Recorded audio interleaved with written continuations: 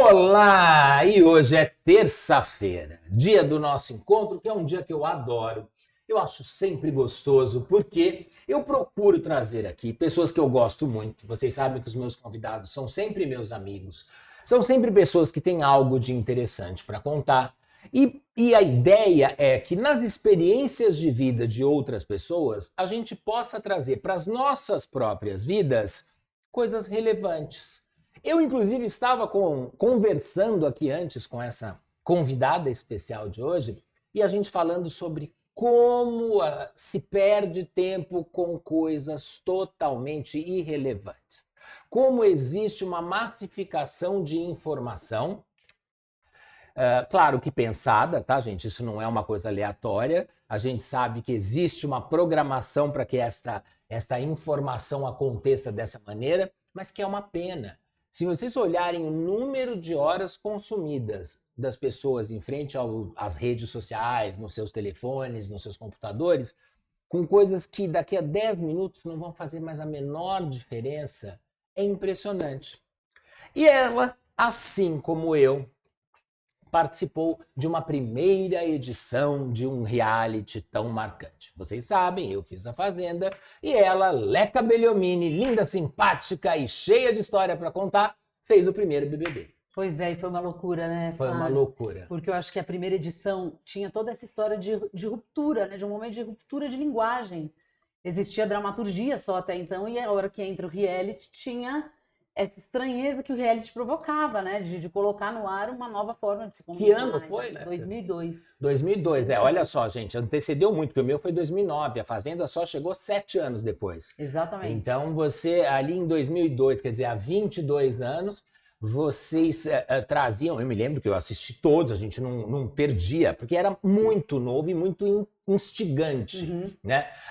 A primeira experiência de observar a vida do outro e de tudo isso, que mudou muito ao longo do tempo, né? Muito. Quer dizer... Eu falo até dessa inocência, né? Que eu acabei, na participação, eu acabei falando de transtorno alimentar. Exato. Que eu trouxe esse tema que hoje virou pauta do meu livro, de boa parte dos meus projetos, assim, se tornou realmente uma missão na minha vida. Mas num momento era um momento que as pessoas não tinham consciência, né? Eu fiz a primeira edição, eu não sabia o que ia acontecer a partir dali. Não tinha a menor ideia de que isso ia levantar uma bandeira e tal. Diferente de hoje, que as pessoas que entram lá já têm as bandeiras. Eu vou falar sobre isso, eu vou falar sobre aquilo, já estão estudadas sobre o assunto. Não, hoje tem coach. Tem coach de reality. Eu acho fantástico ter coach de reality, como se adiantasse um coach. Porque se adiantasse, estava todo mundo com um todo prêmio mundo era ganho. o primeiro lugar, exatamente. E aí você justamente vê pessoas que fazem o tal coach de reality sem nunca ter participado de um reality. Então, só quem participou de confinamento e tudo isso, porque é uma coisa que não dá para explicar. E tudo né, isso gera tensões e comportamentos que a gente não espera, né? Aliás, com você foi assim, quer dizer, o teu distúrbio alimentar, ele já acontecia ou o gatilho foi o reality? Ele já acontecia, Fá. Inclusive, eu fiz todo um estudo para o meu livro para saber disso. Eu fui atrás de pesquisar de onde vinha o desejo da magreza e por que isso ditou tanto a minha vida. Porque, por exemplo, hoje a gente sabe que a pessoa que tem vergonha do corpo é body shaming. Né? Eu tinha isso desde os 10 anos de idade. Eu entrava numa piscina com camisetão. Meu avô tinha um sítio, eu convidava os amigos e todo mundo de biquíni, eu com um camisetão, porque eu tinha uma vergonha do corpo. Então eu sabia que eu tinha isso, tinha traço dessa coisa do emagrecimento, da obsessão, da compulsão. Mas até o diagnóstico da doença era difícil, porque eram outros tempos, não se falava abertamente sobre os transtornos psicológicos, né, que é uma coisa importante de se dizer. Quando não é uma doença tangível, que você fala, eu tenho isso ou aquilo, não são respeitados como deveriam. E você não tem sinais... como é que eu posso dizer? Claro que você tem sim sinais aparentes, porque você provoca, né, você provoca o expelir o alimento, o vomitar e tudo isso, quer dizer, você faz. O consumo de diurético, de laxante. Né? Mas você não tem feridas. Não tem feridas, Você não tem feridas, você não tem escaras, você não tem chagas abertas.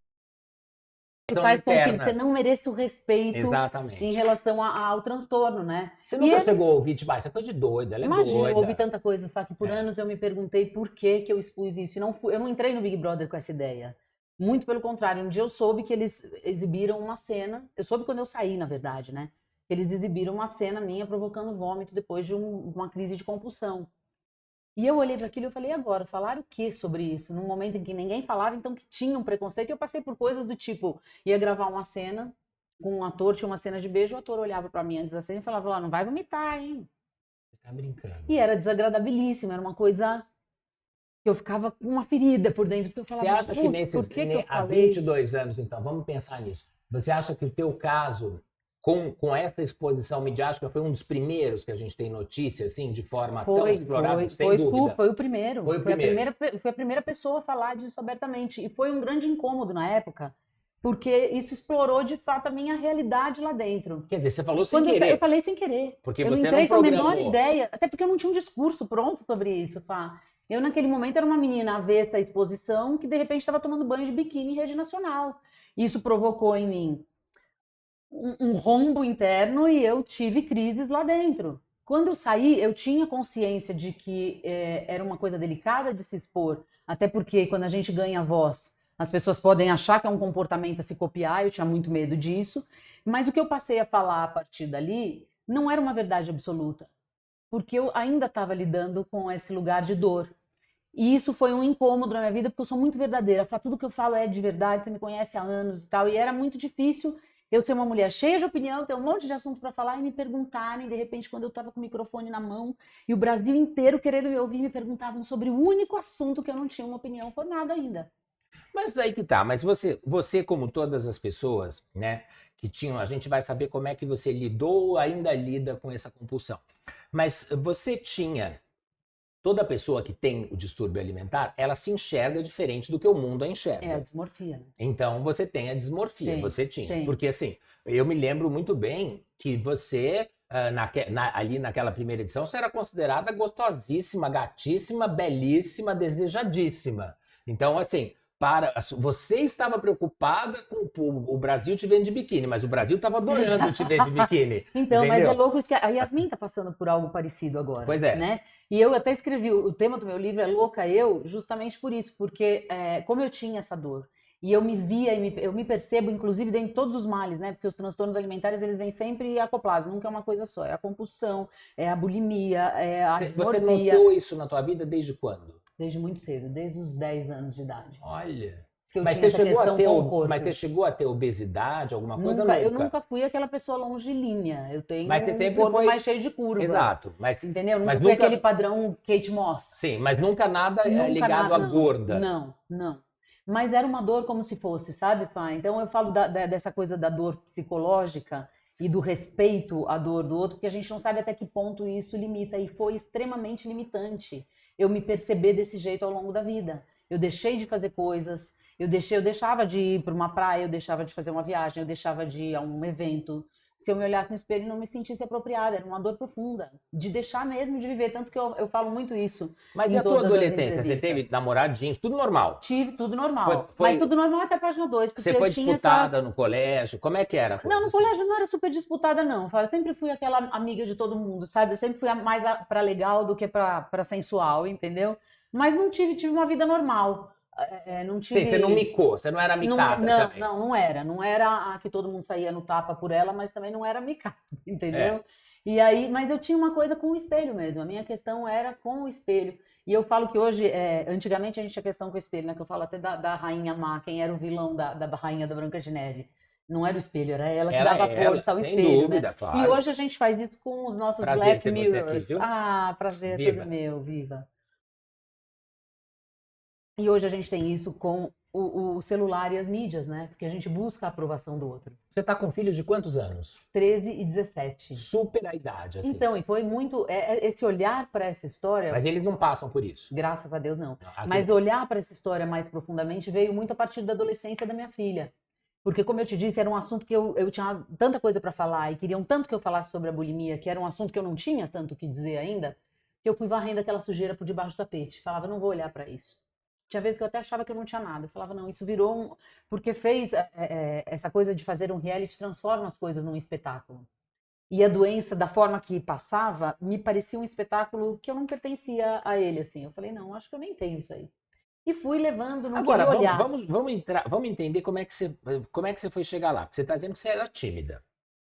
Você era Eu recatada. nunca fui você... tímida, mas eu tinha uma vergonha do corpo. Você Era tinha uma coisa vergonha do do corpo, ok. Eu era super extrovertida, como- mas o corpo era... E como foi interessante, e como foi para você parar no Big Brother no seguinte sentido? você não é uma pessoa de origem pobre.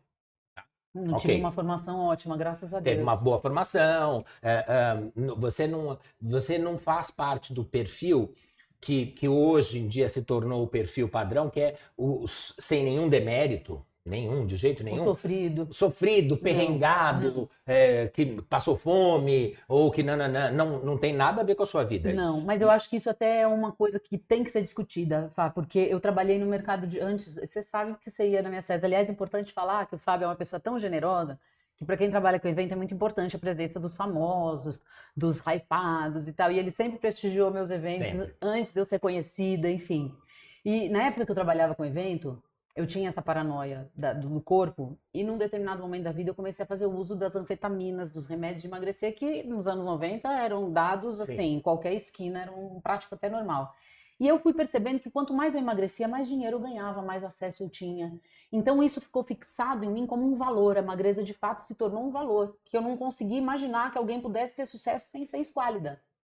E eu tinha confirmações disso ao longo do caminho. E acho muito importante esses movimentos todos que começam a acontecer, né? Enfim, do corpo livre e tal, mas ainda há um lugar, principalmente entre os bem-nascidos, onde a magreza é um valor e a gente sabe disso. Não, sem dúvida. Não adianta falar. Se fala em magreza como uma condição obrigatória. Exatamente. Sabe assim? Exatamente. Eu vejo muito isso, é... acho que é uma constituição do capitalismo que a gente teve, né? Imaginaram que havia recurso para todo mundo, então começou lá a história. E quando viu que não tinha recurso, foram vindo os cortes Agora, do magro, do rico, do bonito. Você aproveitou, porque assim, eu me lembro muito, quando acabou a primeira edição do Big Brother, todos vocês que participaram, vocês foram alçados a estrelas. Ainda mais na primeira edição, Foram né? Que não sabia super que estrelas, existia. super estrelas. Vocês era uma coisa fenomenal ter sido BBB. Fulano é BBB, que hoje até há quem coloque, e eu tô zero preocupado também com quem coloca de forma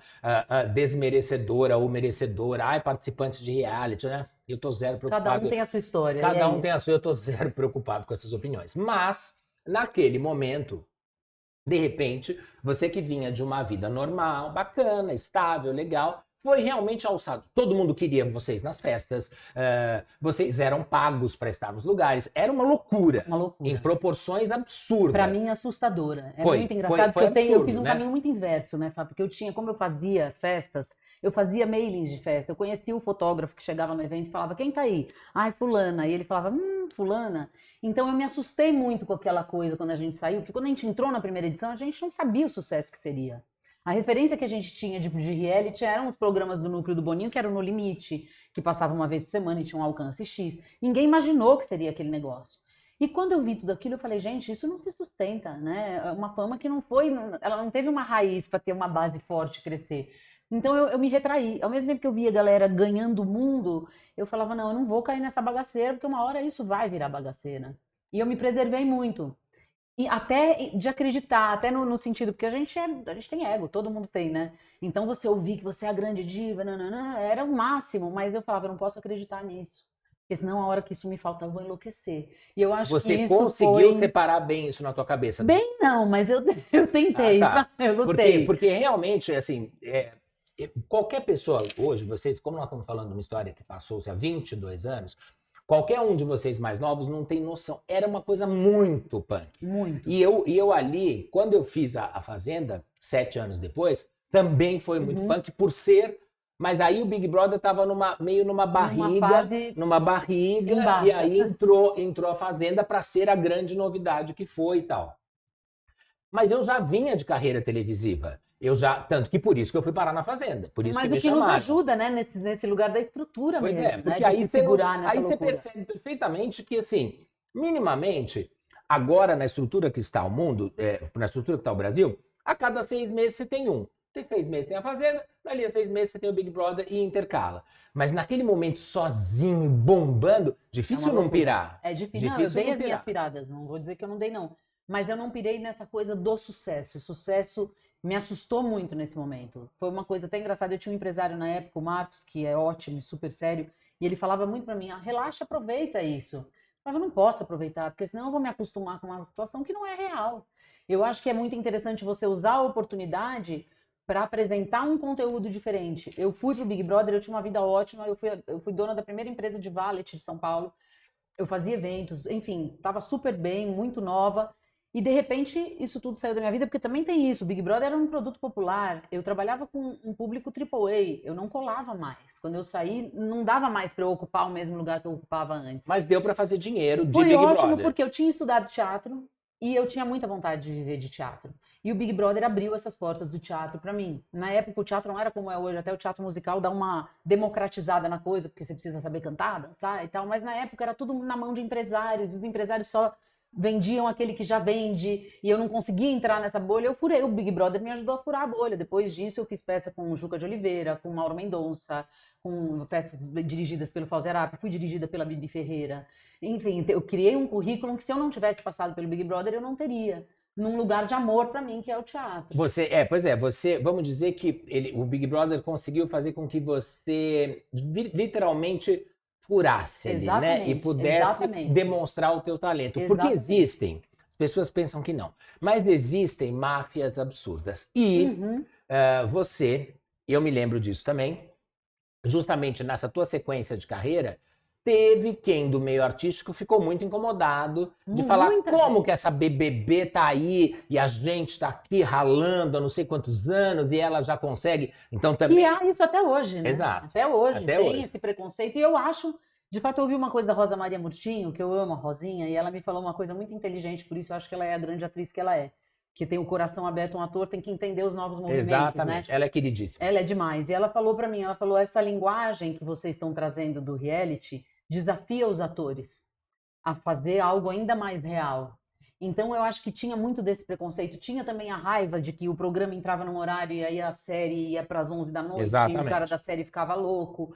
E de repente ele que ralou tanto, como que pode ter oportunidade para uma Grazi que se tornou uma grande atriz? Exato. Enfim, né? E como que vai dar? Eu passei por várias situações, Fá. Eu fui contratada para fazer uma novela na época e a atriz que era protagonista da novela falou, não vou fazer uma novela com uma Big Brother.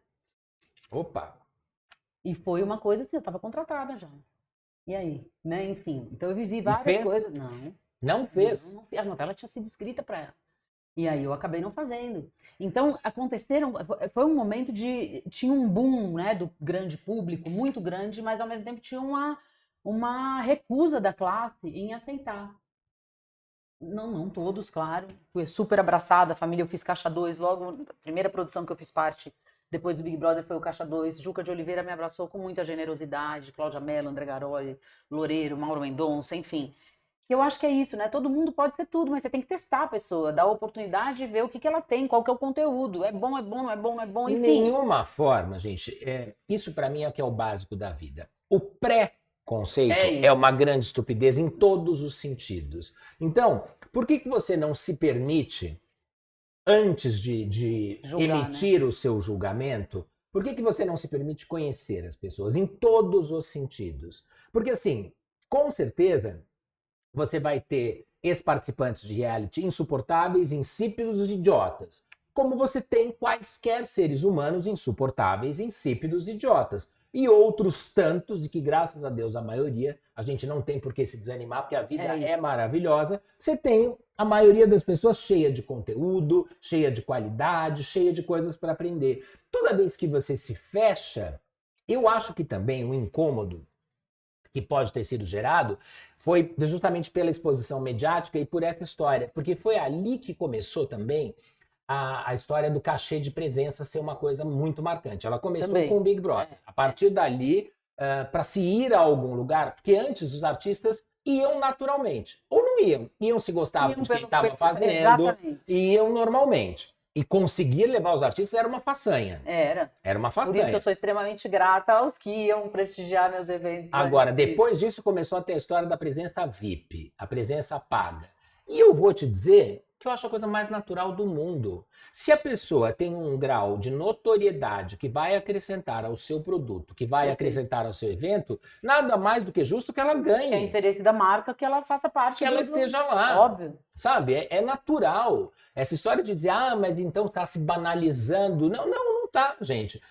Qual é a vantagem? E depende muito de como a pessoa conduz isso, né? De se aproximar de marcas que tenham a ver com ela. Exatamente. Enfim, isso tem a ver comigo, eu vou aceitar esse cachê e vou. Isso não tem a ver comigo, não vou por dinheiro algum. E tudo certo, né? Você teve nu também? Tive, eu fui a primeira Playboy. Você foi a primeira Playboy. E isso teve muito a ver com o meu transtorno, Fá. Porque eu lembro, quando eu assinei o contrato da Playboy, não que eu não precisasse do dinheiro, porque os cachês eram ótimos, Eram e a ótimos. Playboy Era tinha... a Playboy, que é outra coisa que vocês mais novos não têm ideia. Playboy, realmente, aqui a gente já teve algumas convidadas e que puderam comprar apartamento com cachê, quer dizer, a gente está falando de dinheiro Não, e tinha um bacana. glamour envolvido E também, dinheiro, né? Não era uma coisa exato. ruim E era um dinheiro fazer. gostoso, não era um dinheirozinho assim, Não não. era por nada. Mas você sabe que para mim tinha questão, lógico, o dinheiro era uma proposta que chega uma hora que eles falam, é tanto, é tanto, é tanto. Você fala, mas peraí, só se eu for muito louca que eu não vou Exato. aceitar. Mas tinha para mim uma coisa que eu acreditava, Fá, e é isso que eu falo muito no meu livro, em tudo, nas palestras, em tudo que eu tenho feito, sobre você jogar na mão do outro o seu poder, né? Eu precisava muito dessa aprovação alheia para gostar de mim, para gostar do meu corpo, para gostar da minha imagem. Eu gostava de mim internamente, mas externamente eu não me aceitava, tinha uma questão muito grande de autoestima. E eu lembro que quando a gente foi negociar o cachê, eu pensava, é tanto mais a certeza de que eu sou magra. É uma Então, confirmação isso era... que talvez para tinha você fosse até certeza, mais importante. muito mais. Ainda bem que na negociação eu não deixei vazar o meu pensamento, porque talvez tivessem me feito de graça. Porque eu tinha certeza que a hora que eu tivesse, a Playboy era um ícone, né? De as mulheres que saíam na capa eram as mulheres mais lindas. Eu falei, a hora que isso acontecer, eu vou me sentir bonita, eu vou me sentir magra, eu vou sentir que eu tenho aquilo que eu estou buscando. Não. Não, porque não é uma busca externa. É uma busca interna de se valorizar de uma outra forma. Não adianta você chegar para uma pessoa que tem transtorno e falar, não, mas você tá magra, não, mas você tá ótima, porque ela não vai se convencer. Eu saí na capa da Playboy, todo mundo, o Brasil estava me dizendo isso naquele momento, né? Eu tinha virado um símbolo sexual, que eu nem me via nessa condição. E eu tentei me convencer, e o dia que saiu a revista foi uma choradeira em casa, porque eu entendi que eu não ia conseguir essa resposta nesse lugar. E aí eu falei, putz, eu não avaliei essa exposição. Porque eu achei que essa exposição ia me trazer esse benefício. Quando eu vi que ela não trouxe, foi um lugar de dor para mim. Eu falei, putz, passei por tudo isso, ok, tenho dinheiro para consolar, que é bom chorar com dinheirinho. Sem dúvida. Porém, o meu objetivo principal não foi alcançado. E ele só é alcançado quando você faz essa viagem profunda internamente mesmo e se apodera daquilo que você é, né? O que você tem de bom, que é o que eu falo, cada um tem uma coisa, não precisa ser todo mundo lindo para ser feliz. Né? Tem gente que não é linda, mas é inteligente, tem gente que é brilhante. E o conceito de beleza é muito relativo. Muito relativo, então, muito. A gente viu pronto, né? E não questionou. Outra tática de manipulação aí, né? Enfim, infelizmente foi assim. Só que quando eu fiz a Playboy, foi muito difícil me ver, porque eu estava me vendo numa posição que eu não me enxergava, né? Uma mulher não aceitava meu corpo, de repente estava me vendo nua numa revista. Era um lugar que era muito conflitante para mim. E não me trouxe, em contrapartida, o benefício que eu buscava. E como é que esse benefício já chegou para você? Hoje você se curte? Hoje eu me curto, mas foi um processo longo, foi um processo muito longo, muito terapeutizado, muito. E eu falo que o livro, eu falo para todo mundo que as pessoas deveriam escrever um livro. O livro, para mim, foi a melhor terapia. Você remexe em tudo, né? Em tudo. E eu não sabia nem por onde eu ia começar. Na verdade, eu comecei porque minha filha estava se tornando adolescente. E eu via no grupo de amigas dela essa questão, hoje com os filtros e tal, eu acho que a gente está fazendo uma geração de dismórficos. Daqui a 50 anos todos vão ser dismórficos, não vão se enxergar como são. E eu via as meninas sofrendo num lugar diferente de dor do meu, mas eu falava assim, e se eu, com todos os fatores que eu tinha, vivesse esse momento? Eu não sei nem se eu resistiria. Porque já era um lugar de dor e a gente vai lá e vê a grama do vizinho, que com filtro sempre parece mais bonita, né? E eu comecei a ver isso e a minha história era pública. E eu sou da verdade mesmo, e eu falei, eu preciso entender melhor essa história, porque eu tenho que conversar com a Giovana mais abertamente sobre isso. E eu falei, por onde começar? Eu contratei uma pesquisadora e falei, eu quero saber de onde vem o desejo da magreza. E ela foi me trazendo, assim, uma mulher riquíssima de repertório e cultura e tal, ela foi me trazendo um repertório realmente rico. Assim, social, político, cultural, de toda essa formação das mulheres. Ao mesmo tempo, a gente também cai naquela máxima absolutamente machista, tudo isso, e eu não apoio, mas funciona assim, que quem gosta de osso é cachorro.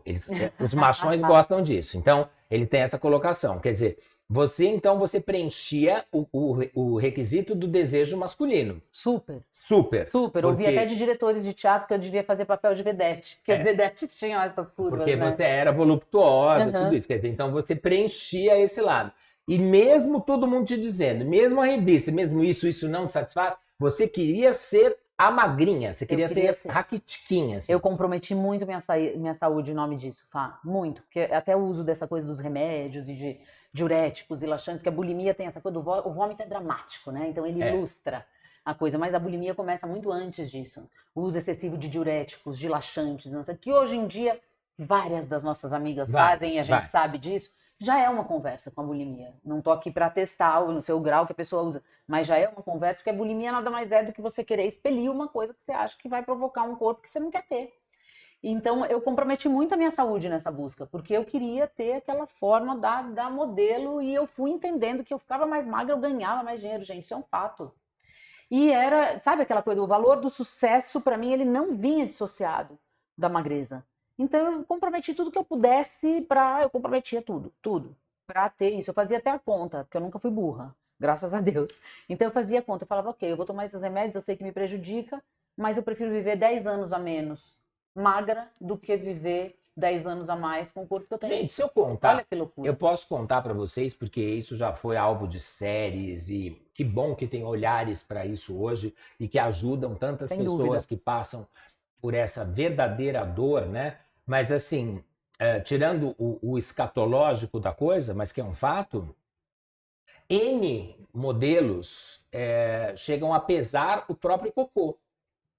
Você sabe disso? Você imagina, tem histórias terríveis. Tem gente que Pesa-se tira o próprio sangue para emagrecer. Pesa-se o É uma cocô, loucura quer muito dizer, grande. o quanto se defeca é pesado para que a pessoa tenha a sensação de que ela está 100 Tanto gramas mais mais magra. magra, 150 gramas mais magra. É uma loucura As isso. doenças que tem acerca dessa história todas são muito graves, tá? Tem menina, depois do livro, que eu nem imaginava que com o livro ia vir essa questão, muita gente me procurou, muitas mães de adolescentes, de meninas de 13, 14, 15 anos, meninas de 16 anos que nem menstruam mais, porque estão o tempo inteiro provocando um vômito, algumas se cortam. São coisas horríveis, entendeu? E é algo que precisa ser discutido mesmo, né? A gente precisa estar atento. E você está acompanhando isso muito na sua vida com filha, Na minha né? vida, E com com as filha. amigas e tudo Exatamente, isso. exatamente. Um grupo de amigas que todas querem ser magras, ou elas usam o filtro para ficar com a cinturinha, não sei o que lá, ou elas não. Tem algumas que, tem meninas de 17 anos que já fizeram tipo 5, 6 plásticas. Que é uma loucura. É uma Né? Eu loucura. acho que assim, eu sou super a favor da plástica. Se tem um problema, você vai lá, você corrige e tal, mas com 17 anos você não tem 5, 6 problemas. E onde você vai parar? Entendeu? E Onde você vai parar? Qual é o Exato. recurso dessa menina com 50? Não tem mais nem o que puxar, porque já vai estar tudo encontrado aqui, né? Não é? É verdade. Não tem mais o que fazer. Então, essa coisa dessa noia estética, eu acho que ao longo dos anos isso foi mudando, né? Antes a gente tinha essa liberdade com as anfetaminas, os femproporex, as anfepramonas, os emagrecedores, que causavam danos. Eu hoje não durmo, eu tenho problemas sérios para dormir, meu intestino não funciona. Tudo em decorrência do que aconteceu lá. Faz mais de 15 anos que eu tenho uma vida sem remédio, sem nada disso, e mesmo assim eu pago o preço, porque isso é acumulativo, não é uma coisa que você parou e nada vai acontecer, né? Então, tem que ter uma consciência disso. Eu vejo que a gente saiu desse padrão para ir para um padrão de filtro, de cirurgia plástica, de botox, Mas hoje também, né, que eu acho e que também acho que é muito positivo, porque consegue fazer com que as pessoas falem sobre isso, mas você deu o exemplo da Yasmin e é fato. Ali, né, no caso, né, da Yasmin, que aconteceu lá no BBB dessa edição, tem várias questões. Tem o etarismo, onde a pessoa diz, não, ela tá legal, mas ela já tá mais velha. Gente, imagina, Quer a dizer, menina tem 30 anos, pelo amor de Deus. mas ela já está mais velha. Então, assim, Absurdo. aí você vai para uma série de questões. A gente nota, eu não acompanhei lá o dia a dia da história, o que eu vi eventualmente era qualquer coisa que pipocava por aqui.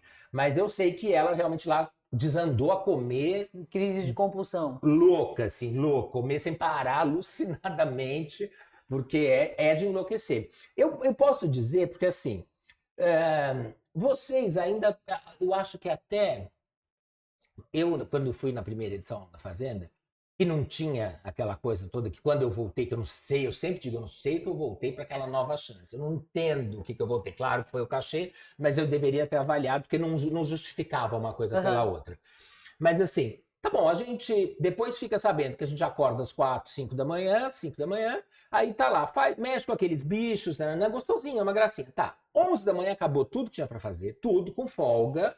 E a partir daí você tem um dia... Fadado ao confinamento, ao convívio, né? A nada, a absolutamente nada. Então, quem já não se pegou em casa de bobeira, num dia chuvosinho, gostosinho, você não come muito mais? Claro, Você claro. tá gostoso. Por isso que na pandemia todo mundo engordou, né? Aí você dá pausa no filme, aí você desce, pega uma pipoquinha, você vai atrás. Claro, todo mundo, é natural. Natural. Então lá, naqueles momentos de vazio, que tem uma hora que dá um vazio, que dá uma coisa tão desesperadora, você foge pra comida.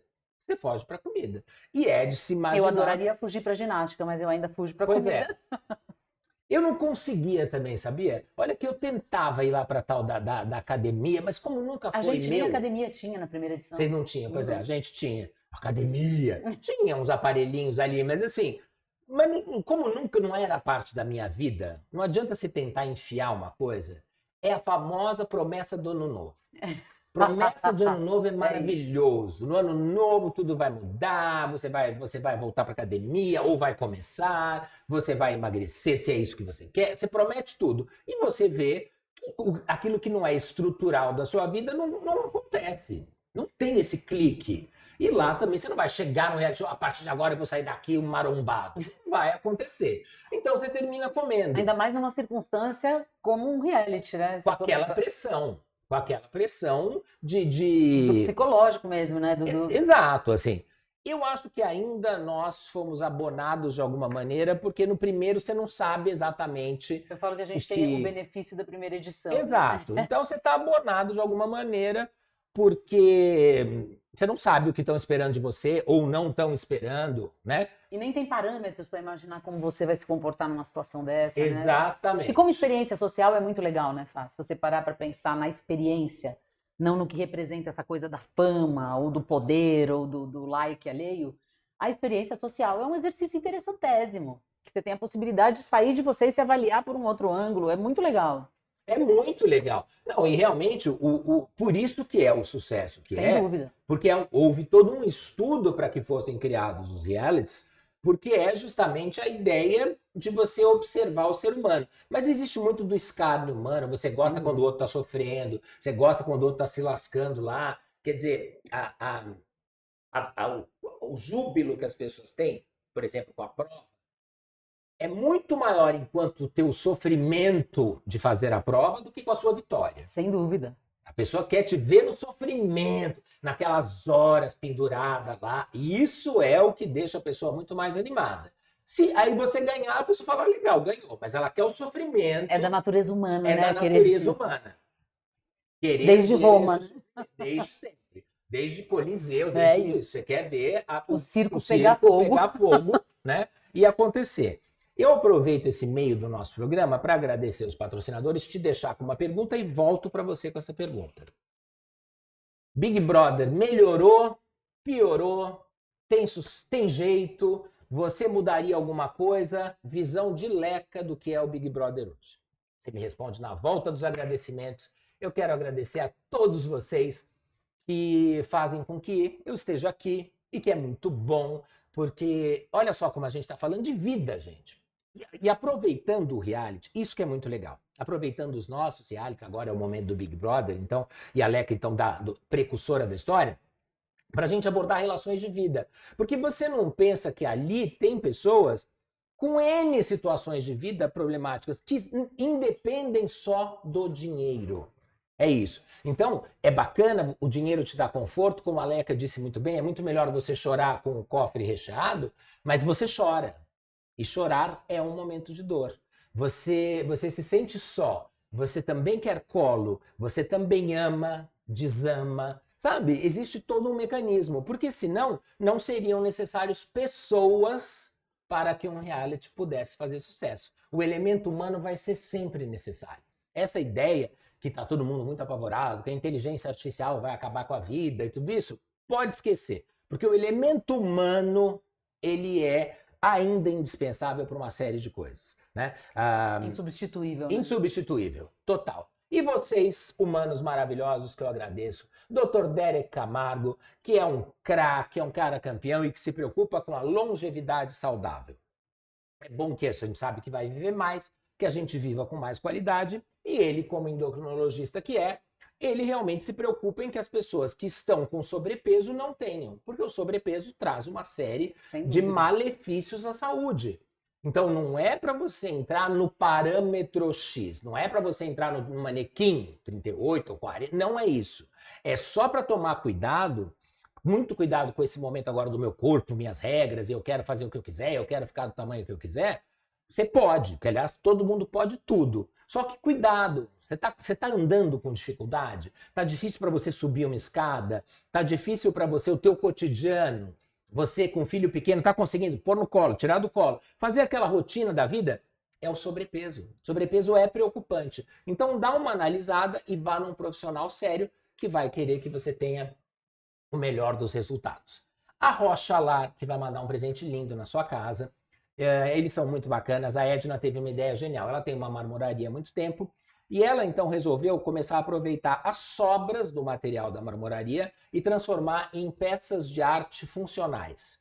Então, ela transforma em lindas tábuas de frios, bandejas bonitas, peças decorativas, pedras que iriam São literal caríssimas, né? Porque o mármore caríssimas, é mármores caríssimo. italianos, quer dizer, que iam ficar lá totalmente a nada e ela transforma numa coisa linda e bonita. Então ela tem aí uma ideia muito bacana. Quero agradecer também o Luxury Buffet, que já fez vários eventos meus, que é o Leandro numa figura maravilhosa, generoso, e é um buffet que facilita a sua vida e você pode pagar, é um preço que dá, ele chega, ele vai ao encontro da tua necessidade, consegue adequar aí, porque a gente tem que celebrar a vida mesmo, a vida merece ser celebrada. Nós temos a Care Up, a gente falando aqui, a Care Up ela faz com que você perca até 10 centímetros numa sessão. Tá, todo mundo quer, você vai ganhar Já presente quero, da pelo Care amor Up de também. Deus. É muito bacana e não é invasivo.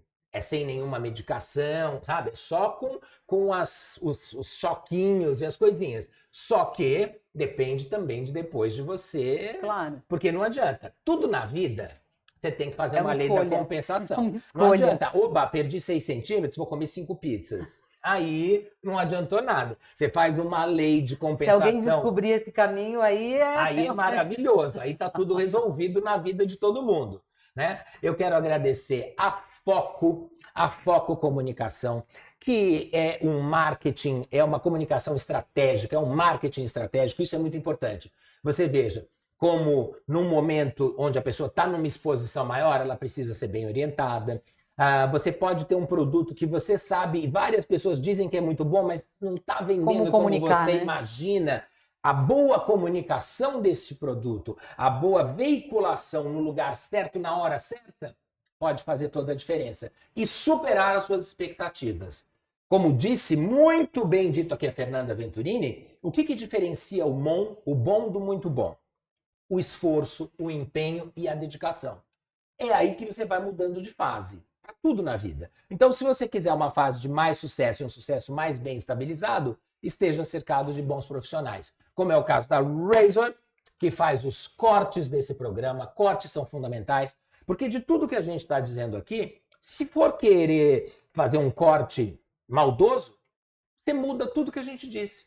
É capaz de dizer que conseguir fazer você dizendo que é fundamental ser assim, ou que todo ser humano tem que ser assim.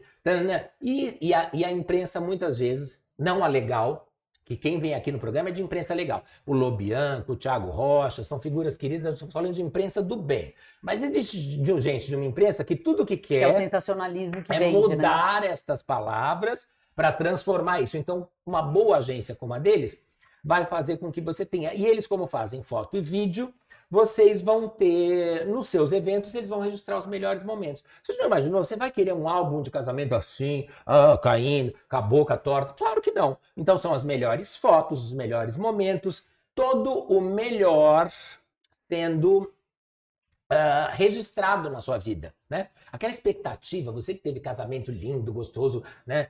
Expectativa da chegada do álbum, para ver como é que delícia, foi, né? Tão bom. que delícia, como é gostoso isso. Então, tenham bons profissionais, como é o caso deles, e que são maravilhosos. E no nosso time, agora chega uma novidade, eu nem sabia que tinha isso, viu?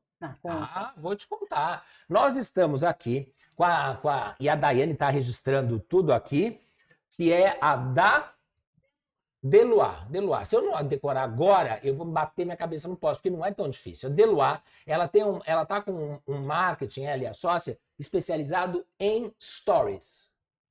Olha que legal. Para que os stories sejam eficientes, para que os stories sejam multiplicadores, que através deles você aumente o teu índice de adesão, de engajamento, de tudo isso, mas focado especificamente nos stories. Porque a gente gosta sempre de mais pro mais importante. Eu quero já ir pro Reels, eu quero já ir pro feed, eu quero já ir. E o stories E às vezes é até mais visto, né? Às vezes é mais visto. Então, e você às vezes achar que assim, o Stories, ele tem 1 minuto, eu quero usar 59 segundos. De repente, uma coisa de 15 segundos pode te passar uma mensagem que é justamente essa que você precisa e a coisa fica muito melhor. E a gente vive na era da comunicação, né? Então tem que ser ágil, interessante, divertido. E por último, porém não menos importante, a Cozinha do Beco, que está com a gente desde o começo. Um restaurante delicioso ali no Beco do Batman, que é esse lugar emblemático de São Paulo. Você será convidada para estar lá e que faz uma comida que é uma comida de conforto, é uma comida slow food nesse tempo onde tudo tem que ser fast, fast, fast e assim são as imagens. A Cozinha do Beco é espetacular e um preço muito bacana. Porque hoje em dia sair para comer, se você não pensa bem, mexe no orçamento, é um susto. Deixei a Leca com uma pergunta. BBB. Esse atual é 20 e quantos? 23? É 20 e quanto? 24. 24. Do 1 pro 24. Muita melhorou? Coisa mudou, né? Melhorou, mudou, isso a gente sabe. Na sua opinião, melhorou ou piorou? Eu acho que algumas coisas melhoraram e outras pioraram. Eu acho que o elemento humano, se você vai para esse princípio de que o reality é uma forma de estudar um comportamento e tal, piorou demais, né? Agora, se você vai para esse lado de que o Big Brother hoje traz várias pautas importantes a serem discutidas, de uma forma popular, de uma forma que às vezes não chega ao grande público. Então isso eu acho muito interessante. Eu acho que, inclusive, a Globo é uma grande empresa que tem o padrão Globo de qualidade, isso é indiscutível. E eu acho que eles buscaram, através das edições e de tudo isso, e mudando o programa, porque o elemento humano e a espontaneidade que vem com uma primeira edição, e aí você sabe porque você também participou, não tem como manter na 10ª. O descompromisso. Entendeu? Porque você não estabeleceu com o público o que funciona, o que não funciona. Por exemplo, hoje já é sabido que a pessoa que se exclui, o coitadinho no Big Brother é abraçado pelo público. Então os caras já entram lá se auto-excluindo, dando um jeito de arrumar, porque essa pessoa vai ser abraçada. Então, quer dizer, já é estou dando um exemplo, mas tem outros tantos. E aí, isso vai se perdendo, porque a pessoa perde a espontaneidade. Ela já viu o fulano que ganhou, já viu a Leca, já viu o Bambam, já viu a Juliette, já viu... Ela tem um saldo daquilo tudo que ela perde em espontaneidade e o elemento humano fica enfraquecido, né? Hoje eu vejo muito que as pessoas que entram lá entram para fazer o VT, entram para... Né? É uma briga lado, ali. Você colocou bem que eu acho que tem o lado da inclusão que está muito maior. Isso eu acho muito legal. Causas inclusivas. Exatamente, porque eles trazem discussões para pauta, seja que não é lavagem de roupa suja que eles chamam, é naquele barraco lá da segunda-feira, que um fala de negritude, o outro fala de homossexualismo, e de uma forma que esclarece, porque tem gente que, e eu acho que isso a gente está vivendo um período intolerante, e eu sou muito contra, eu sou muito a favor das causas, mas eu acho que a intolerância não leva a nada, né? Nada. Então, assim, eu acho que eles em nome do que você acredita, apedrejar quem pensa diferente de você é uma loucura. É uma loucura. E eu acho que eles trazem questões que faz a gente entender a dor de quem sente. E às vezes que a gente tem um comportamento que não é por mal, mas ali naquela discussão popular e acalorada, eles trazem uma forma, não, mas eu não aceito isso, porque isso me magoou, porque desde criança que eu tenho o cabelo assim, assado, e você falou, né? E a gente tem, poxa, essa dor eu vou... recentemente, e até deu uma viralizada, eu não sei se aquilo era um programa ou foi um encontro, onde a Thaís Araújo está com a Xuxa, e a Thaís pergunta para a Xuxa, se você viesse de novo, você gostaria de vir como? E a Xuxa super imediatamente responde, eu queria vir como você, eu ia ser linda como você e tal. E a Thaís fala, menina, não brinca. Olha que não ia... dá uma olhada, é interessante, porque ela fala assim, você não sabe tudo que vem por trás, entendeu? Porque aí a Xuxa ainda comenta, eu queria vir com esse teu cabelo e tal. Pois é, mas não é bem assim, né? Porque aí eu entendo que o que a Thaís quis pontuar ali é que até ela ser Thaís Araújo, teve toda uma Sem jornada dúvida. que não deve ter sido fácil, né? Então, eu acho que é isso que no final o Big Brother ele explora de numa fórmula muito popular que as pessoas possam entender. Então, até uma pessoa mais limitada, que enfim, que não vai estudar a causa, que não vai entender historicamente o que aconteceu, ela entende, pô, isso eu não posso falar porque machuca o outro. Exatamente. Simples assim, entendeu? Porque às vezes a gente entra em discussões muito, né? E aqui a pessoa não tem mais nem saco pra ouvir, entendeu? Mas E de você sabe, repente Leca, isso aqui eu eu acho que é já algo tive que vários melhorou. convidados muito legais, humoristas, e os humoristas, eles também dão uma aclamada aqui, porque eles falam, gente, calma também. Porque o humor não tá aí só para destruir, porque o humor é feito da vida real. Eles colocaram, todos os que tiveram aqui falaram muito bem falado. O humor é feito da vida real. Então, assim, a partir do momento que você não pode mais brincar, você tá brincando, você não pode mais Não, brincar isso é chato. com o gordinho ou gordinha, o baixinho, baixinha, o altão, altão. Calma, é completamente diferente. O que não pode é fazer isso de Agredindo, forma pejorativa. agredindo, pejorativa. Agora, não se pode perder o humor na vida. Não, e até o humor que questiona, né? Porque o papel da arte é questionar. Eu estava fazendo uma peça com o Edu Martini, o Até que o Casamento Não Separe, que é uma grande briga de casal. A gente estava em cartaz até novembro agora. E era um texto antigo que a gente trouxe, então tinha muitas dessas piadas antigas, né? Mas que ainda são comportamentos. Quer dizer, se a gente não levar isso para a cena para que as pessoas reflitam até o ridículo que pode parecer, como é que a gente faz cumprir o papel da arte? Numa fala não tão antiga, tá? Não é exatamente do momento, não acabou de sair aqui fresquinha do forno, mas que é bacana, Glória Maria deixou claro que no momento que ela não fosse mais cantada nem paquerada, não tinha mais graça ser mulher para ela. Sabe? Assim, ela textualmente ela deixou isso claro. Que ela achava que estava havendo um pouco de exagero na história do assédio. Então, o que é isso? E aí você vê essa fala vindo de uma mulher negra, um dos maiores expoentes do sucesso no Brasil, né, dentro da profissão e dentro de toda a cultura brasileira. Então, ela ali, como mulher, ela se colocou e falou, opa, no momento que não me cantarem mais, tá chata essa brincadeira, eu também não quero mais. A minha condição de mulher se sente incomodada. Uhum. Então, a gente lembrar que isso que eu acho que os realities podem trazer, e tenho que te dizer, indiscutivelmente, o Big Brother faz com muito mais propriedade do que a Fazenda, por exemplo. Infelizmente, a Fazenda, nos últimos momentos, é só brigaria, é só... que na nossa época não era nada disso, mas é só palavrão, é uma coisa horrorosa. Então, o Big Brother vai para umas questões que eu acho que eles avaliam mais. Agora, é uma questão de edição, né? É uma questão. É uma questão de edição. Agora, porque eu acho que os participantes eles vão para tacar esse fogo para ver quem aparece mais, né? Mas eu acho Só que aí tem o corte da edição, como você disse aqui, falando até do teu patrocinador, que é isso realmente. Um monte de gente me perguntar, mas é manipulado? Eles mandam você fazer coisa? Como devem perguntar para você também. Eles não mandam, gente, mas durante o dia a gente é sombra e luz. Eu faço coisas maravilhosas e também faço coisas abomináveis. Você vai pegar isso aí e editar só o abominável, eu viro uma vilã. Você vai pegar só o bom, eu viro a mocinha. E a edição faz isso, né? Então a edição salva muitos aspectos, traz questões legais, ou pode passar a loucura pela loucura. Você tem uma ideia? Tem uma foto minha da primeira edição, e aí então nós estamos falando de 15 anos atrás. Olha, eu estou até perdendo minhas contas. É 15 anos, é isso mesmo, 2009. Onde tem uma foto que eu tô mexendo no nariz, com o dedo aqui no nariz, assim. E aí, tá bem o meu anelzinho aqui, assim, eu com o dedo no nariz, assim. E aí, ainda aparece essa foto dizendo assim, vem falar de etiqueta, e olha ele com o dedo no nariz e tal, sabe assim? Inclusive, olha aí, pessoal da edição, pode colocar essa foto. Procura aí na internet e coloca. Não tem o menor problema, sabe por quê? Porque se você indo a um reality show ou não indo, você continua indo ao banheiro, você continua... Acontece que isto tudo não está exposto. Então, assim, não que mereça essa explicação, mas naquele momento eu estava num cantinho, sozinho, longe de todo mundo, sabe? Eu não estava ali mexendo... Sentado na mesa, almoçando. Mexendo no nariz e cutucando. E foi uma mexidinha, não fiquei lá fazendo compras. Limpando o salão.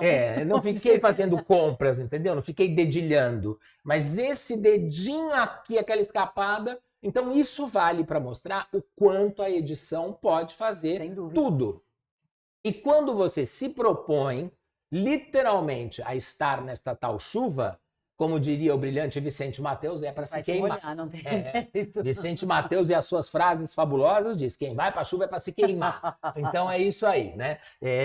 Você tem que realmente estar pronto para isso. Sem dúvida. Então, como o que eu acho que vale desse levantar das questões que você colocou, e se todo mundo conseguisse, é ser menos radical. A gente está vindo ainda com uma polarização muito grande sobre tudo. Isso foi foi muito acentuado pelas últimas eleições, foi muito acentuado por um país do tamanho de Brasil, onde as pessoas têm apenas 2 partidos. É uma loucura, só existem 2. É uma loucura. Viraram quase 2 causas, 2 pensamentos. E focados em 2 pessoas. Lembrando que um partido deve ser composto de uma série de cabeças pensantes para que possam ser ideias discutidas. Assim é o princípio da política, né? Vários. A gente chegou literalmente nos polos. E veio a pandemia por cima de tudo, para que tudo ainda assumisse uma proporção muito mais gigantesca. Então, se a gente conseguir, Leca, lembrar que respeito é o fundamental, respeito acima de tudo.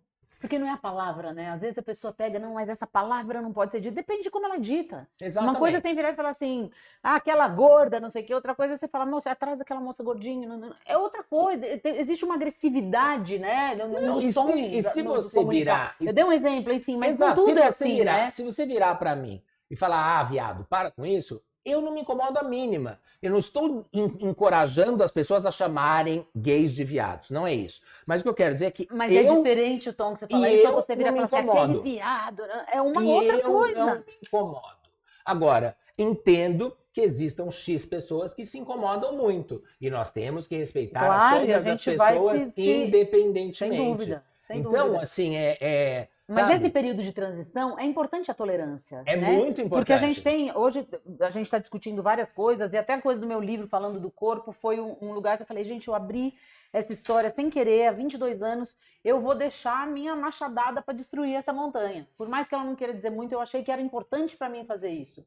E acho importante, né, a gente trazer a discussão do corpo, a discussão do sexo, a discussão da raça, até para esclarecer para as pessoas, porque antes a gente tinha esses assuntos em lugares de tabu, que não podia falar. Mas eu acho que a tolerância, nesse caminho, a gente conduzir o outro que ainda não abriu a mente, com generosidade, com vontade de explicar, porque tem gente que não convive com isso, com qualquer que seja a questão, entendeu? Então vamos lá, vamos falar com paciência. E as pessoas não entenderem, né, que as compulsões, se as compulsões fossem tão simples assim de serem resolvidas, elas não existiriam. É isso. Né? É porque eu já ouvi gente de forma muito egoísta dizer, é só parar de vomitar. Qual é o problema? Ai, gente, a pessoa que se força. Existe também uma leitura muito errada que acreditam que a bulimia é só feminina. Existe Muito uma errado. grande leitura com esse enfoque, que é um mal feminino. Estão erradíssimos. Erradíssimos. Eu tenho um monte de homens que me mandam mensagens. Exato. E às vezes alguns... Tem um especial que eu falo há muitos anos, que ele já foi até internado com problemas ligados a transtorno alimentar e nem a família dele sabe. Porque ele tem medo do julgamento, porque ele acha que se a família descobrir, vão achar que ele é gay. Olha que absurdo. Olha isso. O que tem uma coisa que ver com a outra, você entendeu? E ele desabafa comigo, assim, eu virei meio terapeuta dele até. Eu já soube de pessoas que têm esse problema e que me dizem que que chega a ser prazeroso o vômito. Que ele te dá uma sensação, ele te completa naquele momento, assim. O fato de você estar tirando... É todo um ciclo de culpa e prazer, né? A comida, num determinado momento, aquela coisa da compulsão, né? Você vai e ingere aquilo tudo com prazer imenso. 2 minutos depois já te dá uma culpa terrível. E aí, para você ter o prazer, você precisa tirar aquilo do seu corpo de alguma forma. Será que tem um pouco com aquela leitura da criança? Porque a gente tem nas fases, né? Você que é mãe, você acompanhou isso de perto. Eu acompanho por intermédio aí de amigos, tudo isso. Que a criança tem aquela fase em que ela adora ver o próprio cocôzinho. Que ela vai lá e se o cocô é grande, ela fica orgulhosa, ela fica toda feliz. Isso que é bom a gente falar com gente inteligente, né? Porque essa questão eu não pensei. É verdade. Olha que eu pensei em quase tudo. E a criança chama às vezes, mamãe, vem ver meu cocô. Olha, eu fiz um cocôzão. E a criança acha lindo, quer dizer, vira uma coisa, um produto de você que te orgulha. Sabe, assim, de repente talvez role isso. Se você expelir praticamente tudo aquilo que você comeu, você olha e você fala, ai que bom, tirei tudo. Cumpri minha missão. Cumpri minha missão, missão Pode cumprida. ser, nunca pensei por esse lado. Sabe, pode ter, porque tem que ter uma relação, porque A gente tem tudo, alguns registros muito difíceis de identificar, né? e tudo na vida tem que estar muito atrelado a uma forma de prazer. Né? Tem que existir um prazer nas coisas, a gente se compensa com prazeres. Sempre. Então, todo mundo brinca, por exemplo, se é para ter compulsão, eu quero a do Michael Douglas, eu quero a tal compulsão do sexo. Que na prática deve ser terrível também. Terrível. Deve ter Como é que você mantém um absolutamente relacionamento? terrível. Ninguém aguenta. Ninguém aguenta o tempo inteiro. E você, a tua cabeça, como é que você se concentra em projetos, em um ator Porque a compulsão trata do pensamento obsessivo. E um ator do quilate dele, do gabarito dele, você já imaginou? Como é que você decora texto, tudo isso, você só tá pensando naquilo, E é né? isso, Como né? diria. E a compulsão é isso. É o pensamento que você quer lutar contra ele, mas ele invade a tua cabeça e ele não sai. Ele não sai. Eu falo que eu passo a vida buscando uma forma de viver sem uma compulsão para chamar de minha. Porque eu aprendi a ir trocando as minhas compulsões. Isso me faz mal, vou substituir por aquilo. Isso me faz mal, vou substituir por aquilo. E eu vou buscando esse lugar de compulsão. Eu sempre tenho que ter um lugar compulsivo. Ou é a corrida, por exemplo, virou a corrida, e em um determinado momento era a comida, eu jogava desesperadamente. Depois eu comprava, dizendo, se eu entrar num cassino, você não me pega. Eu nem entro, porque se eu entrar, vira um sistema compulsivo. Eu entro em loja, eu tenho uma dificuldade tremenda de ir em loja, porque eu nunca fui o tipo que consegue, hoje eu vou comprar uma blusinha, eu vou entrar e vou comprar uma blusinha. Ou eu entro e compro a loja inteira, ou eu não entro. Eu evito entrar, porque se eu entrar, eu não sei brincar. É um sistema compulsivo, sabe? A gente Quer dizer, vai você é um eliminando. ser compulsivo. Eu sou um ser compulsivo. A compulsão é algo que eu tento controlar a vida inteira. E eu vou trocando. Falando, então eu vou ficar compulsiva por ginásio, vou fazer pela corrida. Teve um bom período da minha vida que eu consegui trocar pela corrida, corria que nem uma louca. Era onde eu jogava a minha compulsão, mas não de uma forma saudável, era exagerado. Eu ficava com dor no joelho, com dor na coluna, porque até o exagero é terrível. Onde né? que pega a ficha dessa compulsão da corrida que eu queria ter pra mim? Que essa Não, isso não pega essa ficha. Eu fiquei me tem? obrigando a isso, entendeu? Eu queria saber, você me disser onde pega Quando a eu ficha. tinha um pensamento muito obsessivo em relação a alguma coisa, tipo, eu via que eu ia ter um surto de comer. Daiane, vamos pegar Eu ia essa, correr. Daiane, essa compulsão? Baixar uma compulsão, correr. Que coisa maravilhosa. Mas passou, Nossa, agora eu não tô querendo pegar ela de volta, mas passou, gente. que coisa, Mas né? é difícil, porque são vazios né, que a gente vai ganhando ao longo da vida, que eu acho que estão muito atrelados a essa coisa dos padrões, realmente, né? Tem o padrão que te disseram que é o perfeito, da pessoa que pode entrar na loja e comprar tudo, da pessoa que é magra, nananã, da pessoa que... São padrões que a gente... Padrões. E que a gente não entendeu que todo mundo recebe um pacotinho de Deus, né? Você nasceu com o seu pacotinho, eu nasci com o meu. Por que a gente tem que achar que o pacote tem que ser igual para todo mundo? Entendeu? Tem pessoas pobres extremamente mais felizes do que muita gente rica. Tem gente gorda muito mais atraente do que gente magra. E assim vai, Assim né? como a competição que a gente cria, né? De achar que a minha dor é maior que a sua. Claro! Cada dor é dor. Cada dor E a gente é não dor. tem como medir porque a gente não sabe o histórico do outro, o que está por Exatamente. trás daquela dor. Exatamente. Né? Enfim, é uma mania que a gente tem de julgar a casca do outro, né? E achar que todo mundo tem que ter a mesma coisa. E de fato, você sabe que até nesse tratamento com a questão da imagem, a gente trabalha muito esse lugar de começar a valorizar aquilo que você gosta em você. Não adianta você virar para uma pessoa que tem transtorno, por exemplo, a Yasmin, não se sente confortável com o corpo dela, não adianta falar que ela é linda, maravilhosa, não adianta estar na capa de todas as... Não adianta. Mas adianta ela entender o que ela gosta nela. Por exemplo, eu gosto que eu sou engraçada, que eu sou comunicativa, que eu tenho cultura. Então eu comecei a fortalecer isso em mim. Falava, ok, eu não tenho o tal do corpo da Gisele que eu sempre quis ter, mas eu sou engraçada, eu sou inteligente, eu leio pra caramba. O que eu gosto em mim? Eu gosto disso. E eu comecei a entender que isso era o meu valor. E passou a se alimentar disso. Eu passei a me alimentar disso, juro, eu repeti esse exercício por milhares de vezes. E teve um dia que eu fui me olhar no espelho, e agora eu tenho 49 anos, então estou entrando num outro momento da vida que, graças a Deus, que eu fiz todo esse estudo e essa terapia para que eu entrasse com saúde, porque eu ia pirar se eu entrasse com a cabeça que eu tinha 20 anos atrás.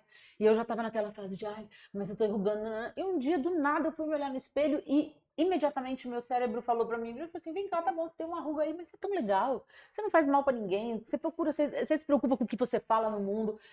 E aí, o que você quer? Você quer sofrer com as marcas do rosto ou você quer ser feliz pelas marcas que você tá deixando no mundo?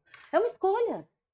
E chega uma hora que é isso. Muito bom isso. Não é? Chega uma hora que é isso. Você tem que ver, sabe?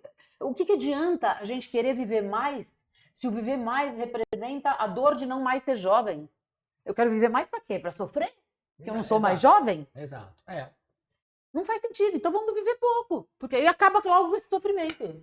Você sabe que você também, você é uma compulsiva, mas você é uma causadora de compulsão. Quem te conhece tem compulsão por você. Ai, Porque você é querido. adorável, você é uma Obrigada, figura Fá. cativante, você enche o ar com a tua presença. Obrigada, Fá.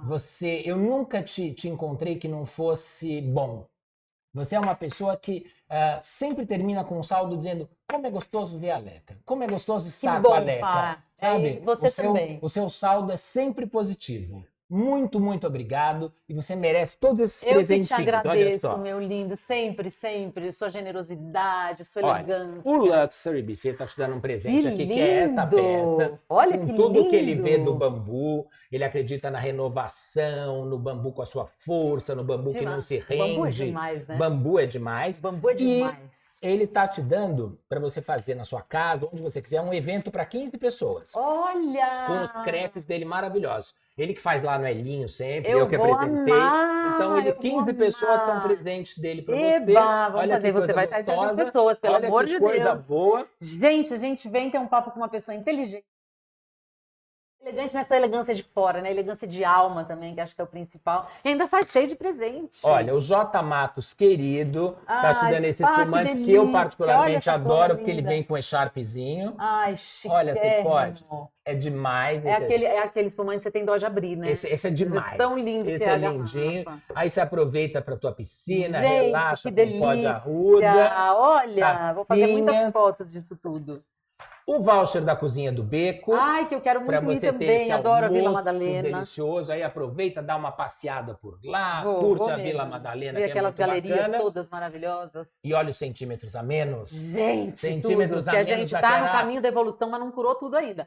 Exatamente, a gente ainda tem. Ainda não tá tão bem resolvido, a Ainda gente tá tem tentando. toda a vaidade. E você merece todas as flores. Olha só, a Boutique de Flores manda este Gente, lindo buquê cada pra presente, eu vou ficar mal você. acostumada, vou querer vir toda semana, Olha viu? que delícia. E assunto para isso tem sobrando. Temos, graças a Deus. Eu adoraria que a gente tivesse horas, mas para mim foi maravilhoso. Pra mim também, Fá. Muito bom. E é de verdade, você, o Ministério da Saúde adverte, Leca é viciante. Ai, que delícia. Leca é Eu vou pegar viciante. essa edição, depois você fala com o seu pessoal competente de edição, para pôr no meu Insta e para olhar quando eu estiver triste. Muito obrigado, Querido, viu? parabéns. Estou muito feliz de ver que tanta gente te apoia. Muito Porque bom, pessoas né? que têm voz e algo que vale a pena de se ecoar no mundo, a gente tem que apoiar. Coisa É boa. isso. Gente, muito obrigado. A salva de palmas da Leca aqui no final da edição. Foi muito bom? É muito gostoso? Você precisa se inscrever no canal, você precisa indicar para as pessoas, você precisa pedir, acionar o sino, você precisa fazer barulho sobre o assunto. Faça. E eu tenho uma boa dica. Pega uma parente bem fofoqueira, uma que tenha compulsão em ficar contando coisas para os outros, e fala para ela contar que o pó de arruda tá demais. Todas as terças-feiras, às 20 horas, é o nosso encontro. E eu espero vocês terça-feira que vem. Um grande beijo!